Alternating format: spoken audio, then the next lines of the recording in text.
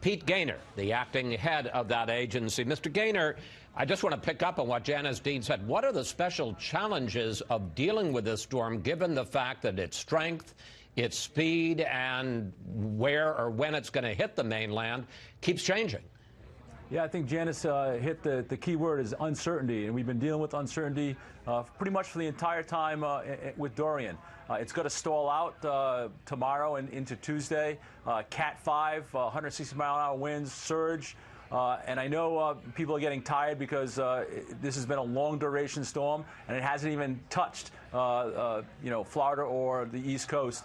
So we want people to, don't dismiss this storm. We are not out of it. Life-threatening, dangerous surge, water, wind is coming your way. Take the time now to prepare you and your family. Yeah, I want to talk about that because we keep looking at that diagram where it clears the Bahamas, heads towards Florida, and then takes a sharp right turn. And, of course, all of this still subject to change. Even if it doesn't hit the mainland of Florida, the East Coast, but just stays off the shore there, what potential damage to Florida, especially in terms of storm surge? Well, storm surge is one of the things that we worry about most. The majority of 90% of all weather-related deaths come from water, flooding, surge. 50% of those deaths are people in cars driving through flooded waters. So you got to take this storm seriously. I know watches and warnings will be going up here shortly for a lot of the coast of Florida. And then into Monday, Tuesday, Wednesday, Georgia and the Carolinas. It's coming your way. Take time to prepare now. Given that this keeps changing and could affect several states, how prepared is FEMA, not just in Florida, which at first looked like it was going to be ground zero, but now how prepared are you in Georgia and the Carolinas? We're well prepared. We've been at this for 5 or 6 days preparing. We've been activated in the National Response Coordination Center, which you can see behind me. We have food, water, generators, staff, helicopters, ambulances from Florida all the way into North Carolina.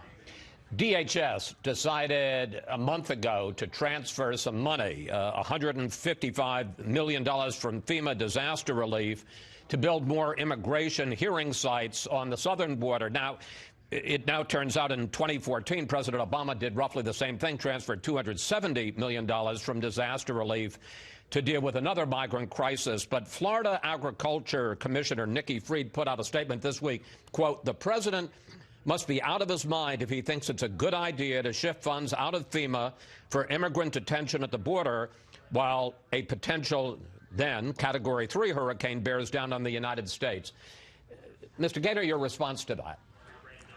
We have plenty of money and resources to deal with the 2017 and 18 disaster recoveries and to include response in 2019, this season.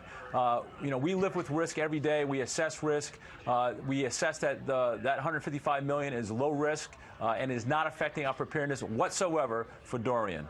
And how much is the president directly involved in this? I know he's going to be spending time at FEMA headquarters with you later today, but how much is he monitoring this storm? Daily, hourly. If I'm not talking to his staff, we're talking to him. We did a VTC to Camp David yesterday. We're in his office, the Oval Office, a couple days ago. The vice president's involved. The entire staff is involved. He has his finger on the pulse.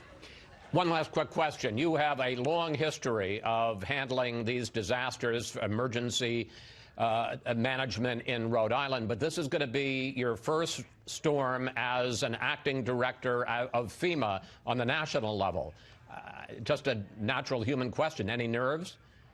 Well, I think if you weren't nervous, I think you'd probably you don't have your head right screwed on right.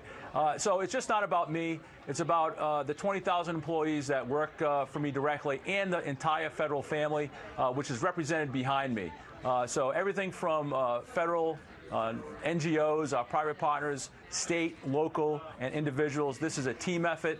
Success when it comes to response and recovery is a team effort. I have the full confidence in the team. Pete Gaynor, thank you. Thanks for taking time to talk with us.